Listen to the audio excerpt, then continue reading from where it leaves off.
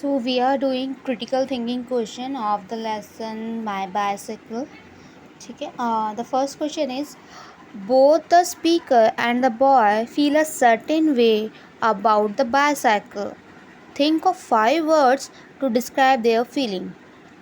Main of the question is, जो boy था, दोनों स्पीकर एंड जो बॉय, जिस बच्चे को साइकिल मिली थी, उस बच्चे को वो दोनों बाईसाइकिल के बारे में क्या फील करते थे. ऐसे 5 वर्ड्स आपको बताने हैं जिससे उनकी फीलिंग को आप बता सको, डिस्क्राइब कर सको. So answer is 5 words that could describe the feelings of both the speaker and the boy towards the bicycle are joyful, carefree, adventurous, liberating, and powerful. These words suggest the positive and enthusiastic emotion often associated with cycling and freedom. Mean of this answer is, जो 5 शब्द हैं जो boy और speaker दोनों की feeling को describe करते हैं, वो है जॉयफुल, उनकी खुशियाँ, केयर फ्री, वो बिल्कुल उनको किसी चीज़ की परवाह नहीं थी, एंड एडवेंचरस, बाईसाइकिल को लेके जो स्पीकर था वो भी एडवेंचर पे गया था, वो नोन एंड अननोन टाउन्स पे घूमता था, और छोटा बॉय जो था वो भी यही करना चाहता. लिबर्टिंग यानी उनको फ्रीडम फील हो रही थी, वो कहीं पे भी आ जा सकते. एंड पावरफुल, उनको ऐसा फील हो रहा था कि हाँ वो खुद बाईसाइकिल को राइड कर सकते हैं, उनके पास अपने राइड्स हैं, वो कहीं पे भी बाईसाइकिल को ले जाकर अपने आप को इंजॉय, अपनी फ्रीडम को इंजॉय करते हैं. ये जो वर्ड्स थे ये क्या करते हैं, पॉजिटिविटी और खुशी वाले जो इमोशन है उसको सजेस्ट करते हैं about the bicycle. So second question is, what was the sudden decision? Do you think the decision was extraordinary? Support your view. Main of the question is, आपको क्या लगता है कि सडन डिसीजन क्या था, अचानक से लिया हुआ फैसला क्या था. क्या आपको लगता है ये जो डिसीज़न है वो एक्स्ट्रा ऑर्डिनरी यानी सोच के बिल्कुल परे था. अपने आंसर का सपोर्ट कीजिए, बताइए आपको ऐसा क्यों लगता है. So answer is, the sudden decision is the speaker giving the bicycle to the boy. I think this decision was extraordinary because it shows the narrator's kindness and generosity. Giving away something he loved and enjoyed using required a lot of thoughts and selflessness. It demonstrates that the narrator was willing to put someone else's need before their own needs, which is remarkable act. So mean of the answer is, जो sudden decision था, जो बिना सोचे समझे लिया गया था, वो ये था कि नरेटर ने अपनी बाईसाइकिल बॉय को दे दी थी. जब नरेटर बाइक पे उस पे बस पे चढ़ा तो अपनी बाईसाइकिल, जो बच्चा था वो उसने कहा था ना कि एक मैं राउंड लगा लूँ, मैं साइकिल को एक बार चला के देख लूँ, तो नरेटर ने वो बाईसाइकिल उसको दे दी थी चलाने के लिए. और सडन ही वो उस बच्चे की खुशी देख के वो सडन उसने सोचा कि हाँ मैं ये दे देता हूँ, और तुरंत बस पे चढ़ गया था. तो ये जो डिसीज़न था वो एकदम सडन था और बहुत सोच के परे था, एक्स्ट्रा ऑर्डिनरी था, क्योंकि ये जो शो करता है ये दिखाता है, जो नरेटर है वो बहुत काइंड था, बहुत दयालु था.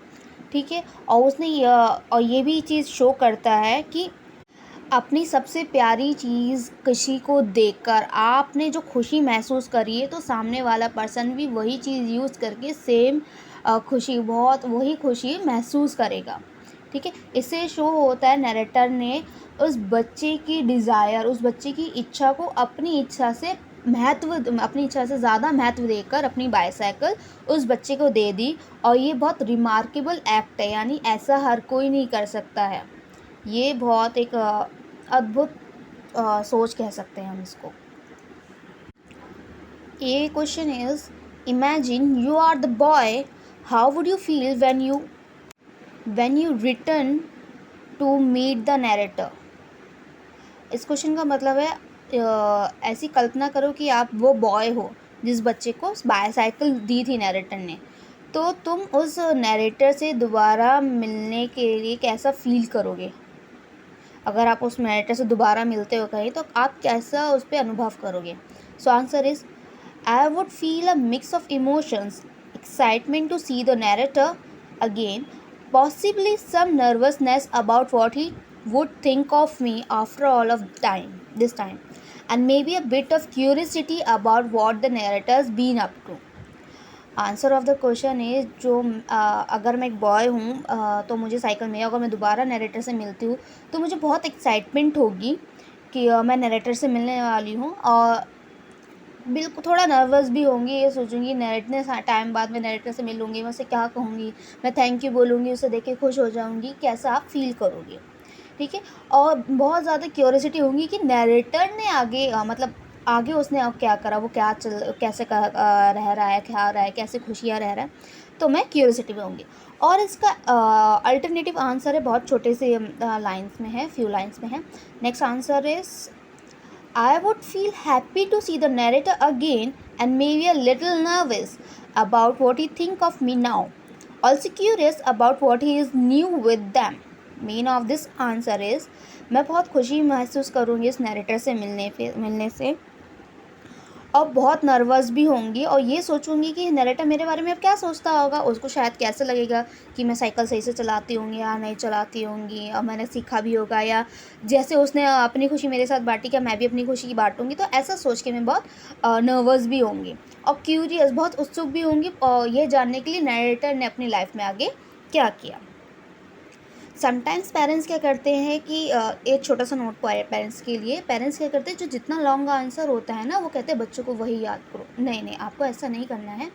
पेरेंट्स को देखना है कि कौन सा आंसर आपका बच्चा रीड कर पढ़ सकता है और याद कर सकता है। दोनों आंसर मैंने बहुत पॉजिटिवली यहाँ पे शो किए हैं। बच्चे को जो ईजी लगे वो याद कर सकता है और दोनों आंसर एकदम करेक्ट है। B point is, have you given away something that you love very much to someone who loves it equally? If yes, tell your class about your feelings. If not, think of what you can give away, to whom and why. Mean of this question is, आपने कभी अपनी पसंदीदा चीज़ किसी को दी है और आप उससे उतना ही प्यार करते पसंद हो चीज़ जितना जिसको आपने दी हो वो भी उसको उतने ही पसंद करते हो। अगर आपने ऐसा किया है तो अपनी क्लास में शेयर करो। अगर आपने ऐसा नहीं किया तो आप ऐसा सोचो कि आप ऐसा क्या दे सकते हो, अपना सबसे प्यारी चीज़ किसी को ऐसे क्या दे सकते हो वो, और क्यों दे सकते हो और किसको दोगे, ठीक है। So answer is, I would love to share a personal story about giving away something precious. When I was young, I gave my favorite childhood book to my younger cousin. It was hard to let go, but seeing her eye light up when she received it made me happy.